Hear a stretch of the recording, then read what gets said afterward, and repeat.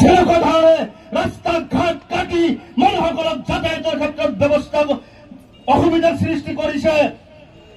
2 মাহ 3 মাহ 1 বছৰ 2 বছৰ আপুনি ডিচি এইখন জিলাত আছে। পৰৱৰ্তী সময়ত আমি ইয়াত থাকিব লাগিব। আমাৰ ভাতৃত্ববোধ আপোনালোকে নষ্ট নকৰিব।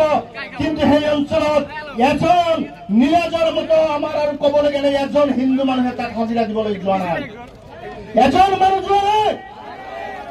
আমাৰ এই অঞ্চলেৰে ৰচিদ নামৰ এজন ঠিকাদাৰৰ নেতৃত্বত সেই অঞ্চলৰ মানুহসকলৰ তিৰপাল টানি টানি লৈ চিৰিচিৰ কথা মতে আমাৰ মানুহসকলক বেগাৰ কৰি মুকলি আকাশৰ তলত পানীত নিজৰ ল'ৰা ছোৱালী থাকিবলৈ দিছে।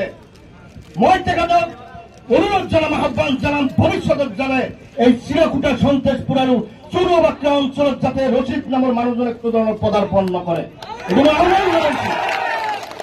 আজি দুখ লাগে, জন্ম দিয়া মাতৃজনীয়ে নিজৰ তেজ যিখন মাটি ভেটিত আজি বিলীন কৰি দিছে, সেই মাটি ভেটি আজি ৰক্ষা কৰাৰ ক্ষেত্ৰত আমাৰ নিচিনা টেকাল যুৱকসকলে আমি আজি প্ৰতিবাদ সাব্যস্ত কৰা নাই।